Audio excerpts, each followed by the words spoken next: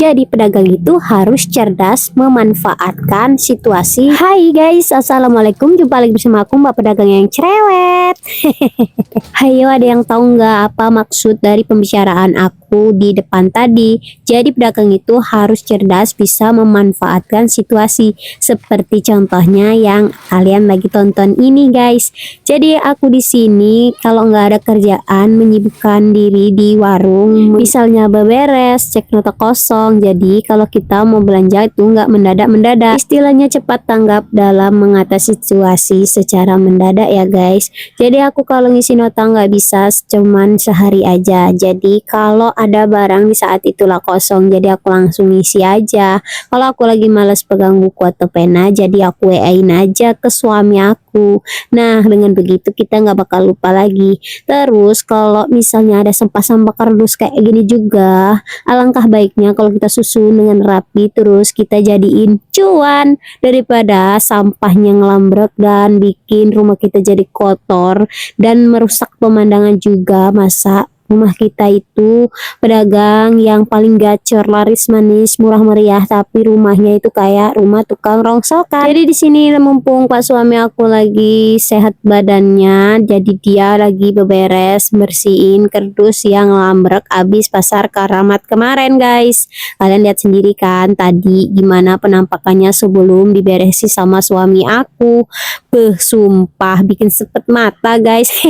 Tapi ya mau gimana lagi, yang namanya dagang itu atau sebagai mbak pedagang itu kerjaan nggak pernah ada habisnya guys. Kalau ada kerjaan yang jauh lebih penting, jadi kita ngerjain kerjaan yang jauh lebih penting itu dulu. Jadi beberes rongsokan kardusnya nanti-nanti aja.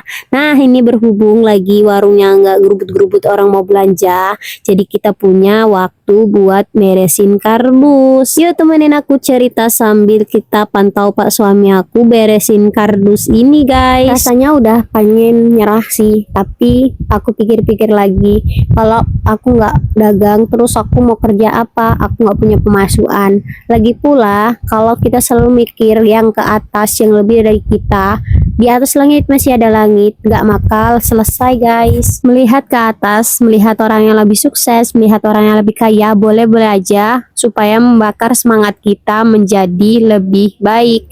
Tapi jangan lupakan yang bawah. Artinya, kita boleh mencontoh orang yang kaya, ambisinya, cita-citanya, keinginannya, tapi kita nggak boleh lupa dengan orang yang jauh lebih susah daripada kita. Apapun yang Tuhan takdirkan untuk kita, maka dengan jalan serumit apapun maka akan kita dapatkan. Jadi mulai sekarang nggak usah risau lagi soal rezeki.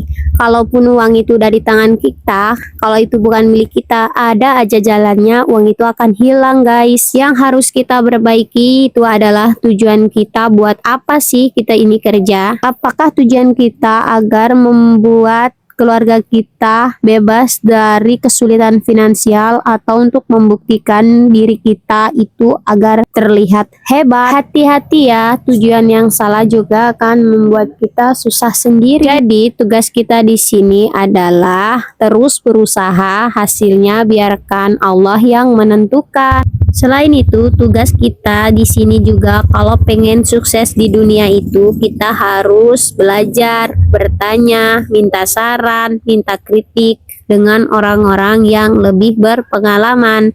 Dan jangan lupa belajar juga dari pengalaman yang sudah-sudah, karena guru terhebat itu adalah pengalaman. Jadi kalau ada sesuatu hal pengalaman yang mengajarkan kita, kalau kita melakukan ini, akibatnya seperti ini, untuk tidak diulangi ke depannya. Selain untuk pembelajaran diri, pengalaman kita juga boleh kita bagikan kepada teman-teman online kita. Tapi ingat ya, kalau kita mau jadi konten kreator harus siap mental, harus sabar, dan harus konsisten. Ingat selalu pesan aku ya, sukses itu butuh proses, bukan protes. Yakin gak protes? Gimana dong dengan aku?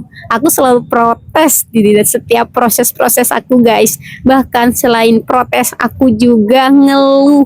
Dan aku juga bahkan sering banget mau nyerah berkali-kali.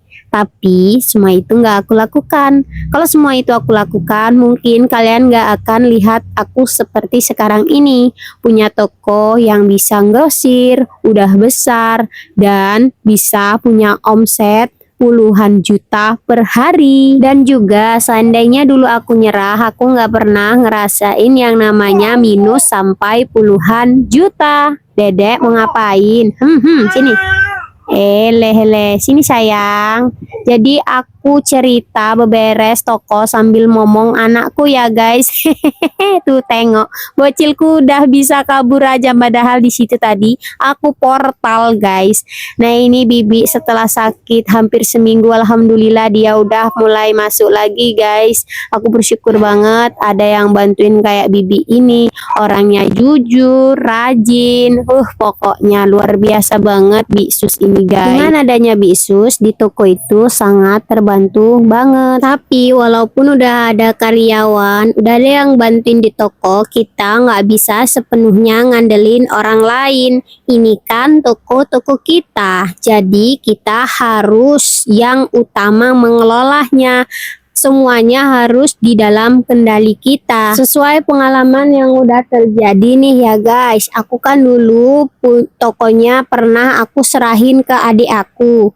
Nah giliran adik aku berhenti kerja, aku tuh jadi kelabakan. Bahkan harga-harga aja aku udah lupa. Jadi aku harus belajar ngulang dari awal-awal lagi. Aku nggak mau kejadian yang udah terjadi itu bakal terulang lagi. Jadi walaupun aku ada karyawan, aku tetap harus yang paling utama memanajemen segala sesuatunya. Jadi segalanya harus tersistem di otakku. Makanya kadang-kadang aku ngerasa kok hidup berat banget ya.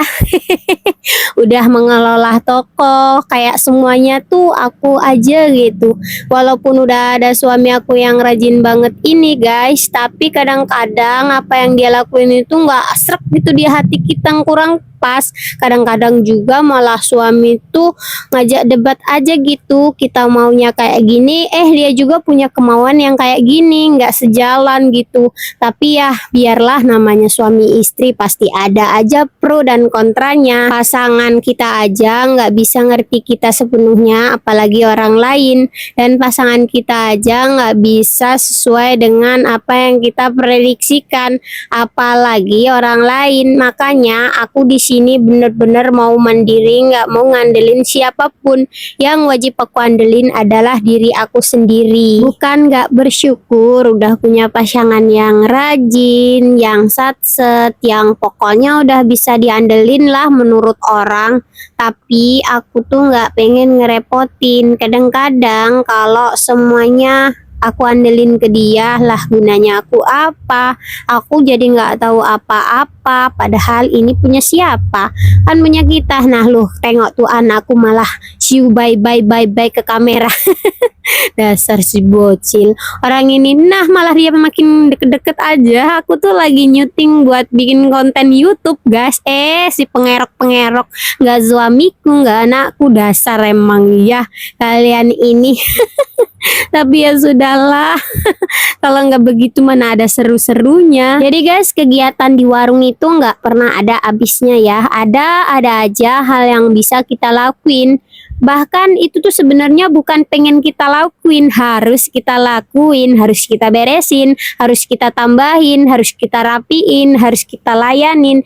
Ya begitulah, harus ya guys. Dan penyakitnya lagi, kalau kita lagi jaga toko tuh aku paling sebel banget kalau mulai pengen berpergian, orang-orang itu mulai mau gerubut-gerubut, ngeroyok, mau belanja. Lah loh ya, kita ini udah standby mau tutup toko, malah mereka pada mau belanja. Terus satu lagi yang bikin nyebelin itu, nggak kober mau nyuapin makanan ke mulut guys. Giliran kita lagi mau makan, mereka tuh sibuk tahu nggak sih, mau pada belanja. Coba tadi kita tuh lagi mainin HP, lagi duduk santai-santai, leyeh-leyeh lah yo, ditungguin nggak ada orang yang belanja. Coba Sumpah emang butuh kesabaran ekstra kalau mau jadi mbak pedagang ini. Sejak jadi mbak pedagang udah hampir 9 tahun ya guys, aku bergelut di dunia perdagangan. Tapi seperti yang kalian lihat, aku tuh belum kaya-kaya juga. Aduh, sebenarnya cita-cita aku juga pengen jadi orang kaya guys, tapi nggak kesampaian-sampaian.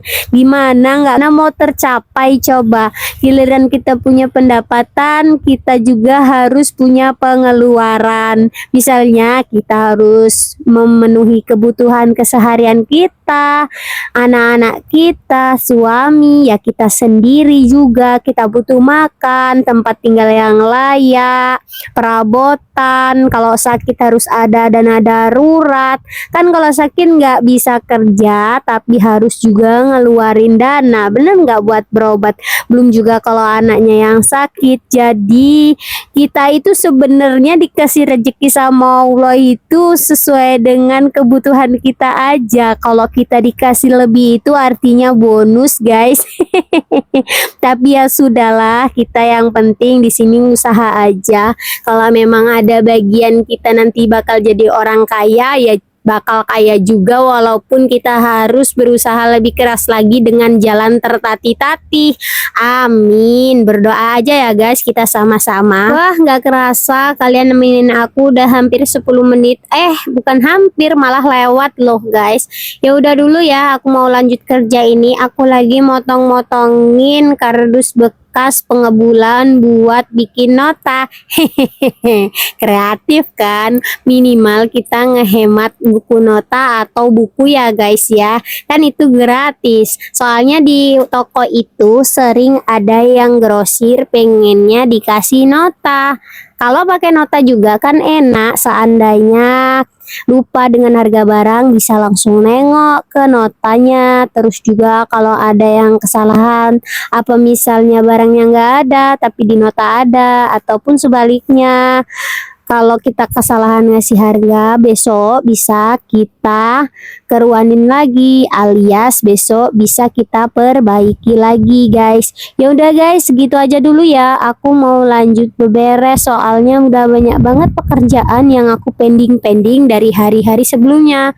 Sampai jumpa di next video selanjutnya. Semoga video aku ini bermanfaat ataupun memotivasi kalian. Assalamualaikum, bye bye.